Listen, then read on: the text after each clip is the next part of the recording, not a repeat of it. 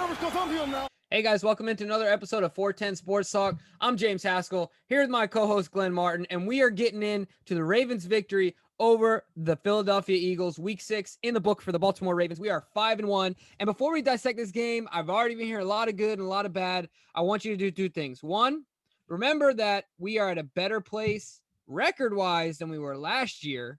We're 5-1. I think we were 4-2 by the end of Week 6 last year. Remember that. Mm-hmm. Also, take a second and subscribe. Check out our Patreon if you're interested in interacting with us more, and interacting more with the show and participating more. We love to hear back from you guys. So go ahead and check out the options. But without any further ado, let's get into this game. The Ravens win 30-28.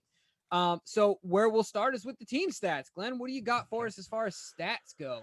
Well, I don't have the team stats in front of me, Jimbo. I do have the individual player stats. Yes. So if you could start with the team, because the website I'm using does not have that yet. It needs more time. Yeah, no problem.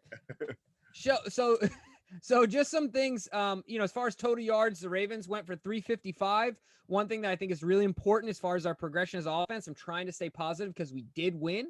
We had the ball for 36 minutes. They only had the ball for 23 minutes. I think that's a great thing. First downs, we had 17. They had 19. Of course, turnovers, they had 1. We had 0. Yards per play, I think is interesting. It's about the same, 5.1 or 5.3 and 5.1. Something that's interesting that you and I addressed was that they actually had more rushing yards than us. It didn't feel that way, but they had 194. We had 182. And passing yards were 3 yards apart at 173 for us and 170 for them. So those are just some team stats. Why don't we get into some individual guys? Yeah, so for the Ravens, Lamar Jackson goes 16 for 27 for 186 yards and a touchdown. And on the ground, he has 9 carries for 108 yards and a touchdown as well, with the 37-yard long being the highlight, I guess, from this one, the offensive highlight. And then J.K. Dobbins, 9 for 28. Gus, disappointing effort from Gus this game. Not that it was all his fault, but 14 carries for just 26 yards. Didn't even average 2 yards a carry. Did have the touchdown.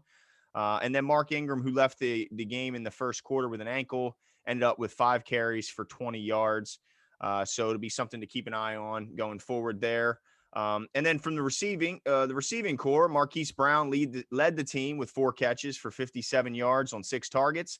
Nick Boyle, 3 catches, 33 yards, and a touchdown on 3 targets. So he caught every target coming his way. There's nobody else that really stands out. Duvernay had 3 for 31. Mark Andrews just 2 for 21.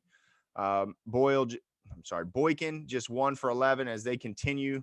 Him and Lamar continue to look like they're on opposite pages of the playbook. So as far as the Eagles go, Carson Wentz went 21 of 40 for just 213 yards and 2 touchdowns. So not a great completion percentage and not a great yards per attempt or completion for Carson. Miles Sanders, 9 carries, 118 yards. He averaged 13 a carry, but as we know from the game, a lot of that was that one huge run that counted for the vast majority of that.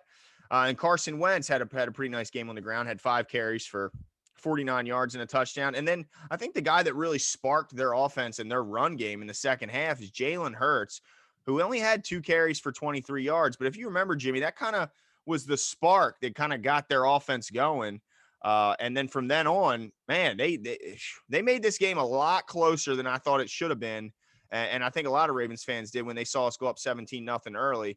And then just to finish up some stats, Travis Fulgham ends up with 6 catches for 75 yards and a touchdown on 10 targets. Zach Ertz ends up with 4 for 33. And Greg Ward, their leading pass catcher, only ends up with 2 catches for just 19 yards. So, Jimmy, I mean, what were your just initial thoughts about the game? How were you feeling during and right after? Yeah, I'll tell you what, a couple things came to my mind. One thing, when you were reviewing the stats, I like to see, we won, and I'm trying to take as many positives as I can. There's a lot of meat on the bone when it comes to this game. A lot of things to dissect, a lot of things to look at, a lot of things to improve upon. Devin Duvernay, though, career high in receptions. I also think career high in receiving yards in a single game. I think he also had Was that reverse a pass or was that a carry? Was that considered I can't remember how that play worked, but today he had an end around where he got around the corner as well. Was that a pass? Yeah, typically that would be a run, but I don't see him listed as a run, so it had You to have remember been. you remember that play though, right? You're talking about the reverse. That was 2 weeks ago. If No, that's he what had one this game where he got around the corner too. I don't know why I'm blanking on it. Maybe I was looking away for a split Yeah, second. You but were at my maybe house. anyway. You should have pointed Yeah. it out to me, Jimmy. Well, I remember TJ and I saying, man, he really gets around the corner really well. Oh, I do remember that now you say that. Yeah. Yeah, I do remember that play. Yep. Actually, so it must have counted as a reception. Yeah, exactly. Right. And my point in saying that was that I like to see his continuous progression. He's no BS with his hands on the, when he's got hit the ball in his hands, he has no fear. He's got, he's lightning quick. And then the other thing I think was awesome that I want to point out is Lamar Jackson on that run hit his career high in speed at 21 miles an hour. He was clocked at. And he said in the post game that he was slowing down. He said it was only really that initial burst. And then after that, I was just kind of cruising. Yeah. Once he pulled away. Right. So we're going to get into a lot of things, and I want to give a little bit more on my initial thoughts here before I let you do the same. But one thing I just want you to keep in mind, ladies and gentlemen, as people dissect Lamar's game, as you guys flood our comments saying this and that about Lamar, because I can just feel it coming on, remember that he's younger than Joe Burrow. Skill set, I believe, as far as unicorns go at the position, he is a unicorn. Lamar Jackson is just special.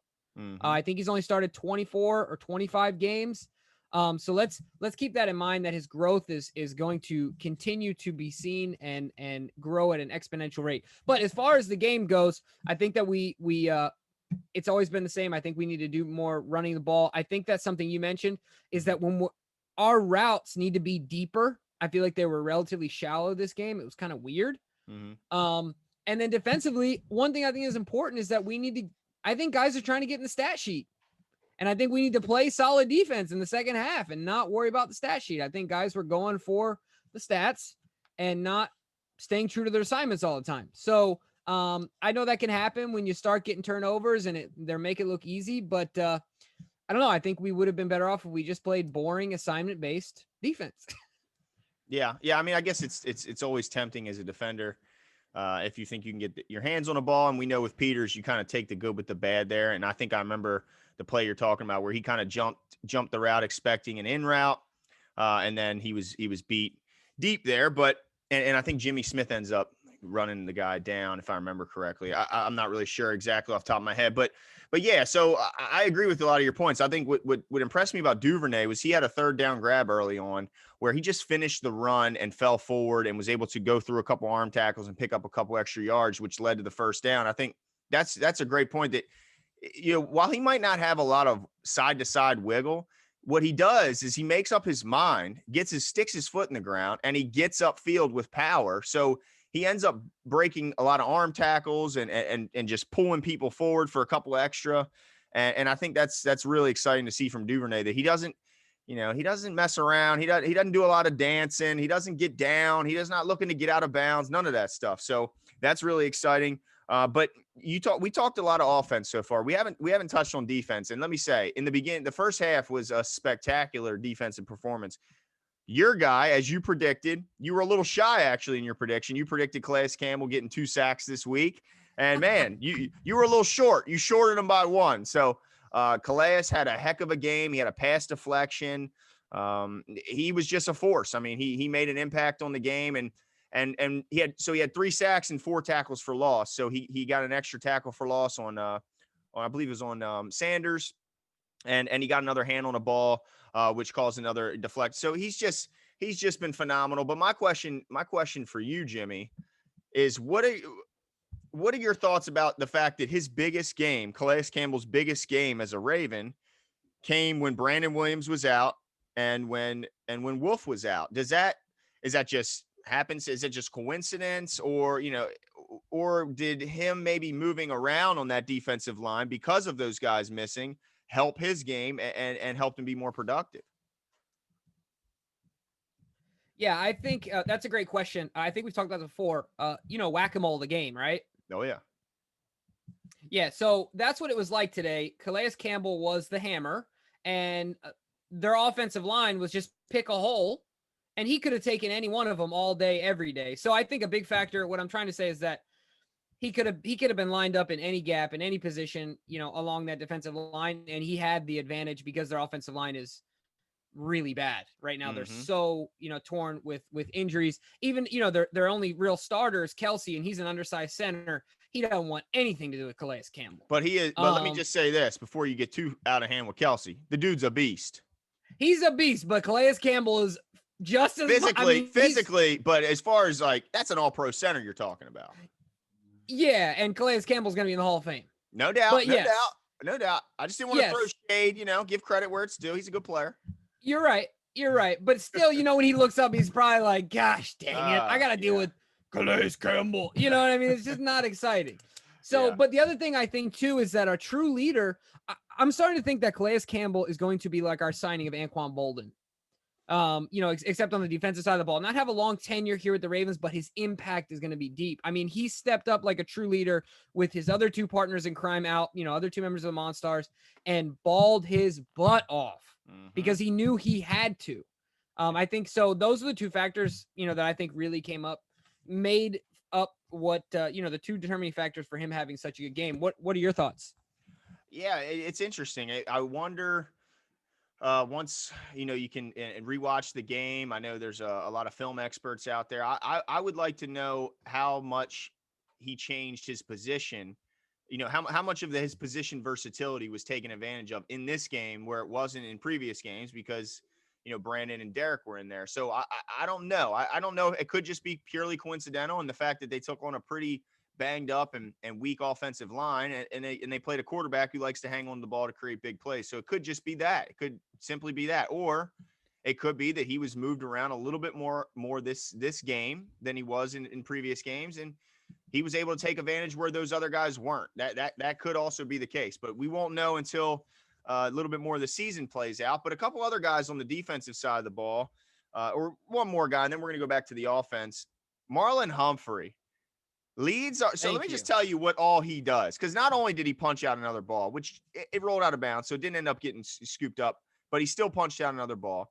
But also what he did was he leads our team in tackles this game. He gets a sack this game. I mean, he breaks up another pass. This guy is such a football player, Jimmy. What can't Marlon Humphrey do? I know, and I agree with you 100%, and that brings me to my question to you. Is Marlon Humphrey one of the front runners or the front runner at this point for Defensive Player of the Year? I mean, is there anybody you can put in front of him right now? I mean, it's hard for me without a list in front of me, but I don't think there's a doubt that he's in the conversation. Every game he makes an impact type play. And the fact that now he's gotten a sack in back-to-back weeks, he got his first sack of his career last season. He got another one. So there's no doubt Wink's going to be sending this guy. This guy proves that he can rush the passer, kind of similar to like a Jamal Adams type, a defensive back that's just a skilled pass. It looks like he could be turning into that. So it's just like he supports the run. He'll cover your best guy. They manned him up on Ertz. That was another note I had. In a big 3rd and 14, they had him manned up on Ertz, and he made the play. So this guy just does everything for them. And I will say this, he did get beat on one deep ball. It was the only catch of the day for Hightower, but he darn near punched that ball out after he got a hold of him. So he did give up the 50-yard pass, but he almost punched it out. And let's be honest, look, corners are going to give up plays. That's just the nature of their business. But I love the way he plays the game. He goes, he has that quick memory or quick loss of memory. He doesn't care about a bad play, gets right back in there and makes short memory. Short memory, that's what it is. So yeah, I mean, I think he's definitely in the conversation. Now he's going to have to keep playing like this if you're going to keep your name in I have there. another question. Yeah, go ahead. Right. So this is my follow-up question for you. And I want to ask you this because I'm wondering if we're going to be in different places here. Before we move to the offensive side of the ball, because we got a lot to talk about, the defense has, last week 7 sacks, this week 6, correct? Mm-hmm. Yep.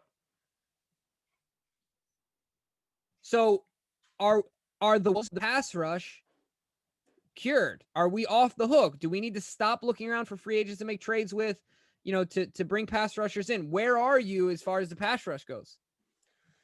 Wow, it is puzzling because last week they get 7, I think it was, or 6, and this week they get 5, or I'm not sure. I think I might be off by 1, but I think it's 7 and 6. I mean, that sounds great, right? It's hard to even take any issue when you talk about those numbers. And so I'm not gonna take issue with it. What I'm gonna say is I'm not 100% sold, but until they go out and if they go play the Steelers in 2 weeks, I think it's the Steelers after the bye, and they get no pressure on Big Ben and he lights up, then it might be a different story. But as of right now, I don't know how, even if they are playing a banged up and weak offensive line in Philly and not the best offensive line last week in the Bengals. Look, they did what you're supposed to do against a bad offensive line. They destroyed it. So I'm not gonna sit here and act like I'm disappointed in their effort. I thought they played great. It's like when a good team blows the doors off a bad team, they go, well, it's a bad team. It's like, yeah, well, they treated a bad team like a bad team. They destroyed them. It's not like they won by 2. So it's not like the Right. Ravens came in here and got 1 sack or 2.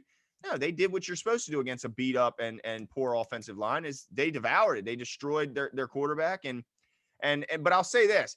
I would have liked to see a little bit more pressure or I guess them getting home a little bit more in the second half, because he had a couple passes where he's throwing off his back foot. He's half in the grasp, still gets the throw off and ends up making a big play. But yeah, so for me, I'm not going to keep bashing on the pass rush until I see a poor performance. And this wasn't one of them. So yeah, they're off the hook for me for now, but that could change in 2 weeks. And one thing I will say, while he didn't jump out at you in the stat sheet today, I think there were some great. I really like seeing the progression of Tyus Bowser. Yes. This year he looks so much stronger. Like he's moving guys. I mean, he looks stronger. He looks more decisive. He looks more technically sound. Mm-hmm. I mean, his jump is it's coming on a little late. Usually that jump is year 1 to 2, but man, he's looked really good and he is moving bodies, which I like to see. He looks powerful to me. Yep. Yeah, no, I agree with you. Now you'd like to see him I don't think he got home today, but that's okay. Right. I tell you one thing, I was pumped to see Pernell McPhee making some noise in the backfield. It's always nice to see him because I think when he's the type of guy, when he gets going, the energy he brings gets the whole team going. So anytime you got a guy like that, you want him to perform well because he just gets the whole team jacked. Same with like Mark Ingram on the offensive side. When he's rolling, when he's doing well, he's hyped, gets the rest of the team hyped. So yeah, I was pumped by that. But I want to ask you something about this run game. So one more thing before you move to the offense. Okay. One more thing before we move to the offense. I got one more question. Mm-hmm. So you talked about the collapse in the second half, right? They scored 28. We scored 13. So our defense let up 28 points in the second half. Mm-hmm. Where do you lay the blame for that? Yeah, that's a tough one. I think it goes around to a few people. I think maybe naturally when you're up huge, you kind of take the foot off the gas a little bit, even as a play caller, but also as a player. Even though you hope you don't, you kind of do. And like you mentioned, you kind of start looking at trash ball and thinking, maybe I can get me one. Maybe I can get me a sack. Maybe I can get me an interception. And I think you start to maybe make some mental lapses or try and do too much because you feel like you got a cushion. It's not like every play could be the game tying touchdown because they had some room. So I think there's some of that. I'll be honest with you, Jimmy. I was disappointed in the penalties. We talked about it when you were at my house. 10 penalties is not going to cut it. And let's talk about the yardage. I don't have the yardage in front of me, but I think we can remember there was a massive gain on a horrible Marcus Peters pass interference call. Horrendous call. To me, they're hand fighting for the ball. It should never have been called. It was a terrible call. It gave him a chunk play that got him down into where scoring position. Guess what the final? So, all right, 12 penalties. I want 12 penalties. Guess what the yardage was? Just take a guess.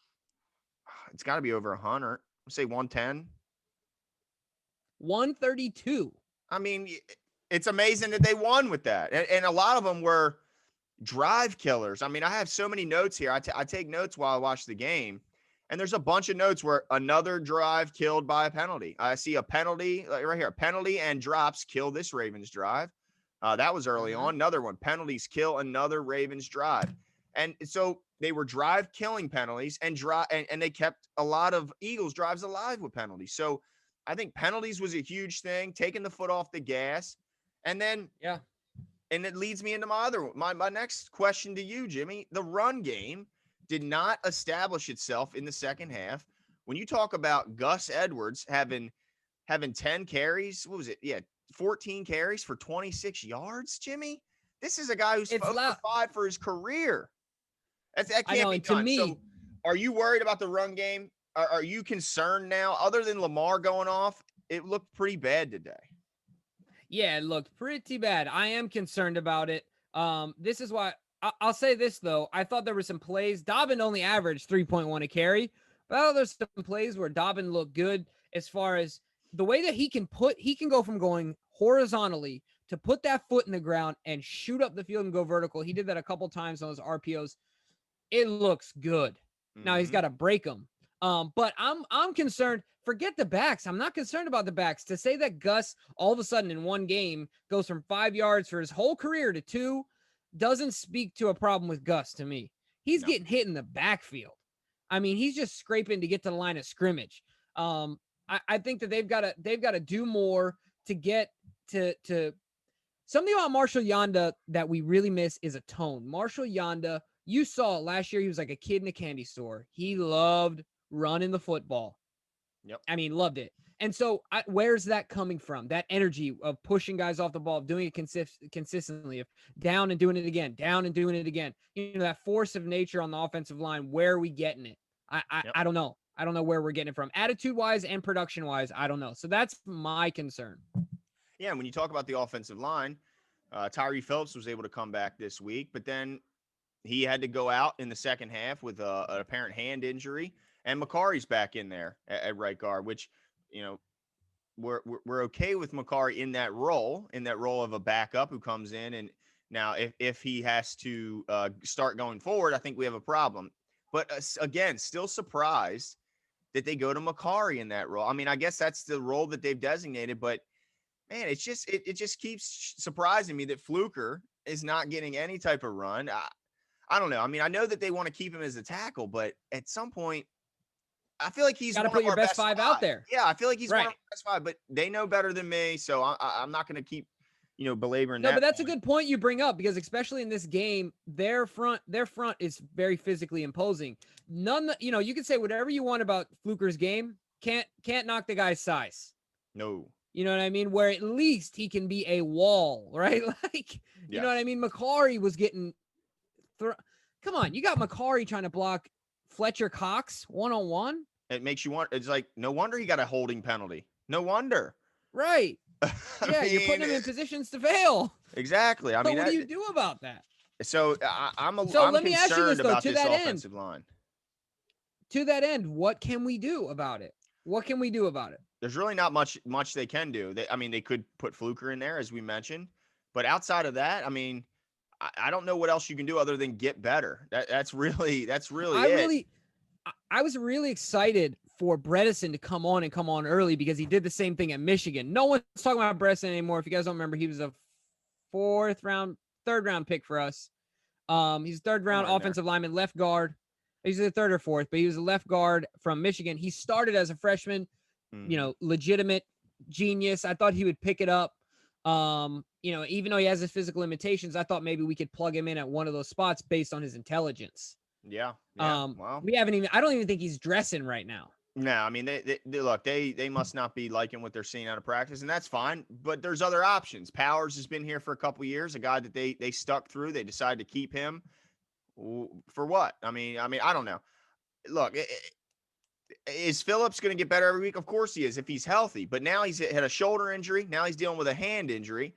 So if he's going to be missing, do you want to go to McCarry, or do you want to go to Powell, or do you want to go to Fluker? That's going to be something interesting going forward. But I don't want to spend too much time on the offensive line. But yeah, I mean, it's a problem. So let me just go through a couple of these notes and let me know what your thoughts are. Because one thing I wanted to point out, we talked about penalties. To me, that you can't have that roughing the passer penalty right before the half. That Jihad Ward. Exactly. Now they end up missing the field goal attempt. But let's just remember, had they made that attempt, they wouldn't have needed that 2-point conversion at the end of with 2 minutes left in regulation, and that could have been a huge problem. So I want to point that out. Another dumb penalty. We're talking about, we got 2 roughing the passer penalties. You and I are talking about different ones. That one, they missed the field goal. We got lucky. The one with Jihad where he slammed on Wentz. Oh, that's right. They turned that into a touchdown. Yep, you're right. They turned that one into 7 And that would have made it points. 4th down. That would have made it 4th and long. and likely would have stopped their drive. But instead, they get a first down, they get it inside the 10, and yeah, you're right, that changes the game. So another bad penalty. We got to play smart. You can't have 12 penalties, and I mean they won the game, but typically 12 penalties for 130 some yards, you lose that ball game. But luckily, they won the turnover battle, they won the possession battle, so they were able to win enough other battles to overcome it. But typically, 12 penalties for 130 some yards is a loss. Oh man. But anyway, let me say this. Tucker, we forgot to celebrate Tucker. This guy, every single time, he just comes in, and you were at my house, and we were, as usual, the announcers gush over his numbers and his record of under 50. And you think, man, they're going to jinx him again. Quit talking about, no, he's unjinxable. The man is a beast. He's a machine out there. And that system that the Wolfpack have, right down the middle. I mean, right down the middle, Jimbo. He's incredible.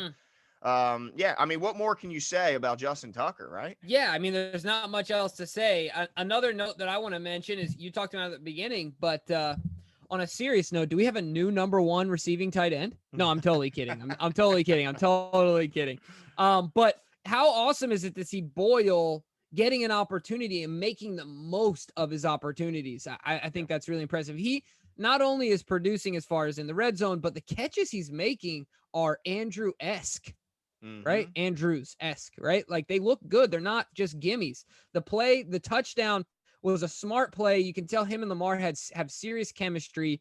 They've done this before in practice. And then remember the Bills game last year, they had a similar type play where Lamar made the guy commit and then he flipped it to him. Similar in style there. So I'm happy to see him coming on. I feel less concerned as long as him and Andrews can stay healthy about our lack of depth at tight end. I know that last year we ran 3, but I think that was a rare situation. So that is one positive I took from this game. I'm glad that we're able to rely on Boyle more. And then one other note is, think about this. Mark Andrews and Hollywood Brown did not have a reception in the first half. Wow. Yeah, didn't have a reception in the first half. We were up 17-0. I think so. I think they watched our show. But, it's interesting. Think about this, though. We had 17-0 in the first half. Mm-hmm. But maybe then Lamar started force feeding them a little bit. Is that what slowed up the offense? Well, I mean, look, I me.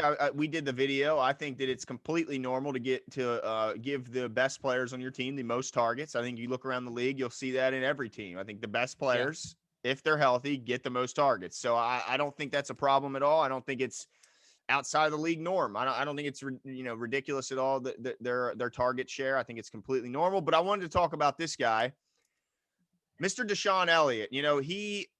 He just plays 100 miles an hour. I love his effort. I love that he's taking on that kind of punching the ball out and ripping the ball out that Marlon does, and he's taking that because he forced 2 fumbles. Now one of them just so happened to roll in the end zone and end up being a touchdown, but nonetheless, he got 2 turnover, or he forced 2 fumbles. But the big play he almost had and missed, which would have sealed the game, was when Calais, as I mentioned, tipped the pass as it was leaving Wentz's hands. The ball is fluttering in the air right to Deshawn Elliott, the easiest interception opportunity he'll have. And you couldn't believe it that the ball hit the ground. I saw it right away. I said, that damn tip of that ball hit the ground. You got to make that catch. He makes that catch. They don't get that touchdown. They don't get that 2-point conversion, and they don't cut it to a 1-score game. So we don't know what would happen. But I still think he had a good game. He still played very, very good. But, man, as you mentioned before the game, how many opportunities did they have that they didn't turn him over? I mean, we saw 2 fumbles roll out of bounds, and we saw the drop pick. That's 3 more turnovers they could have had.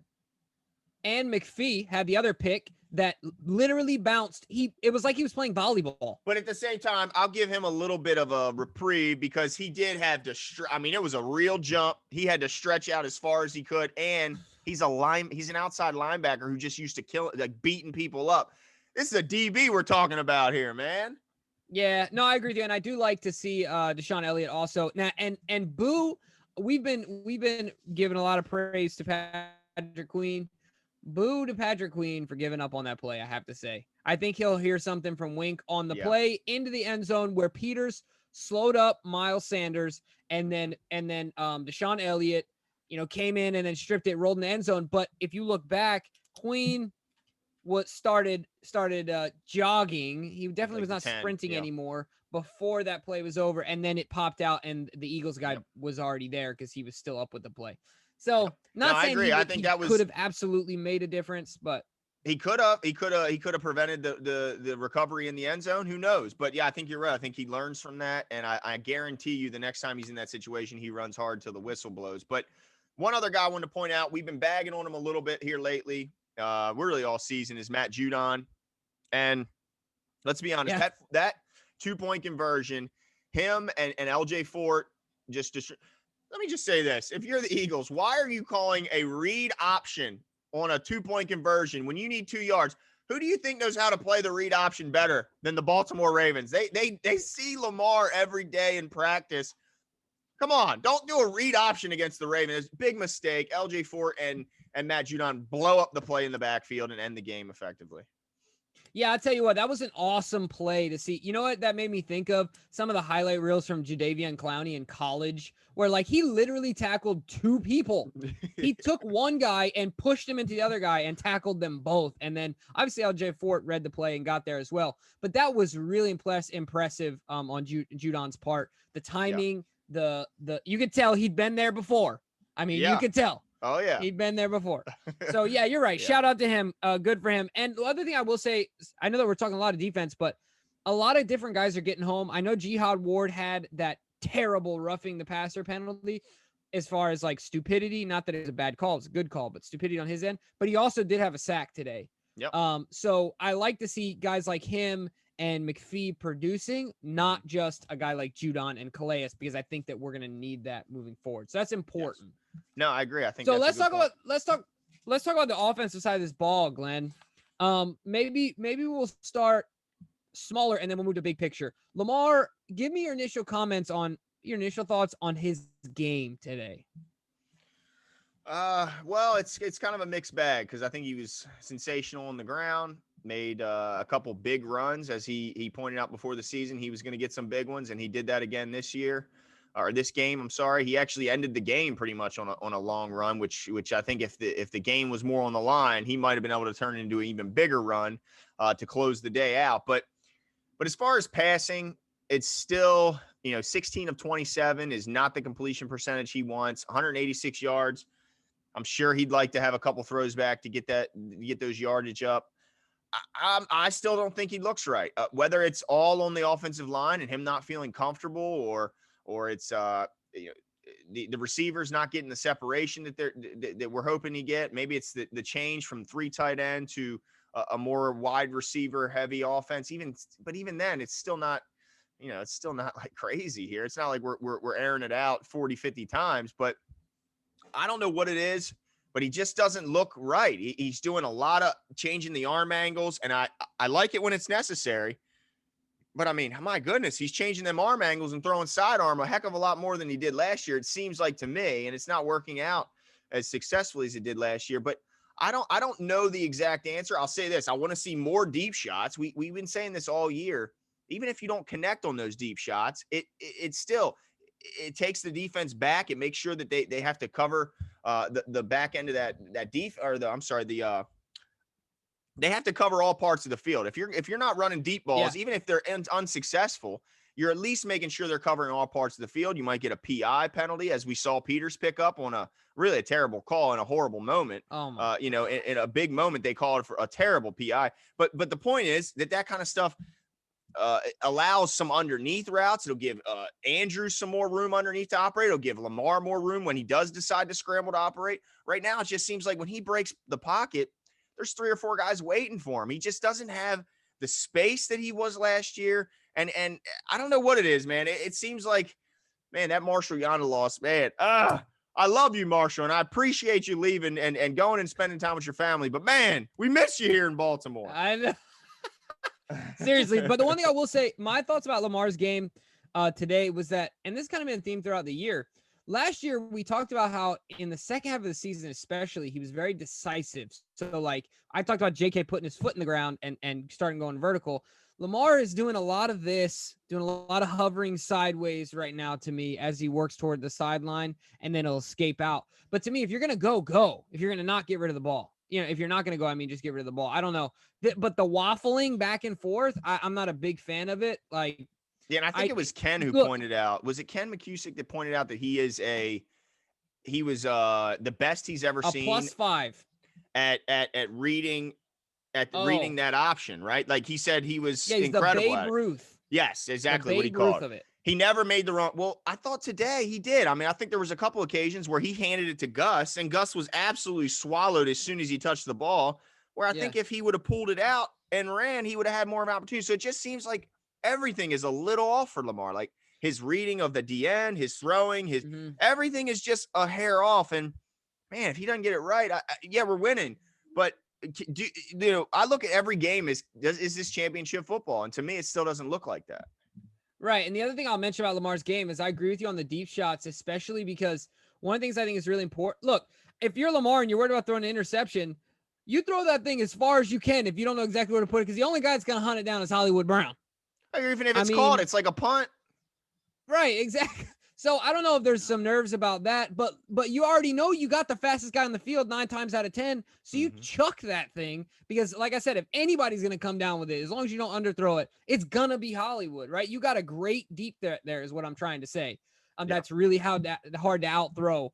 And it's really hard for guys to catch him. So I would like to see that as well. I don't know what it is. He doesn't seem to have the swag to me today. He didn't so far yet this season. Seems to be pressing. If you're asking me, I think the shadow of the MVP is looming a little large for Lamar Jackson right now. And I think he needs to go back to just having fun, playing football.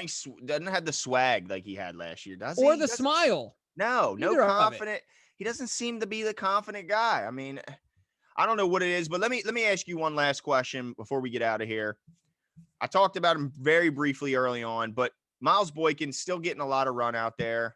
Still does not look like he's on the same page. It looked like Lamar threw a back shoulder and Boykin took it deep. Are you done? Can we see more? Like, do you want to see more of Duvernay taking those snaps and Prochet taking it? Are you nearing the end of the Miles Boykin experiment, or should we stick it out and keep? Oh, okay. All right, there we go.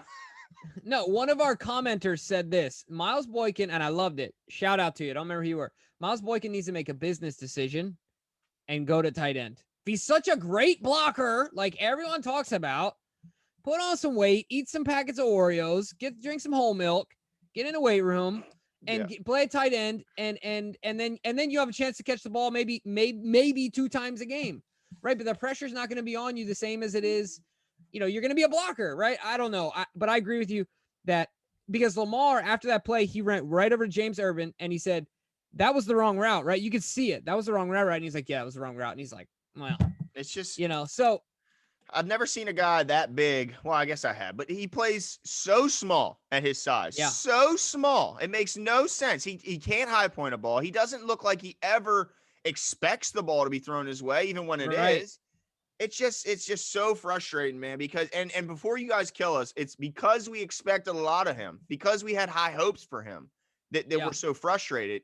It's not because we knew that, like, we thought he was going to be a heck of a possession receiver, and he stinks. He stinks, Jimmy.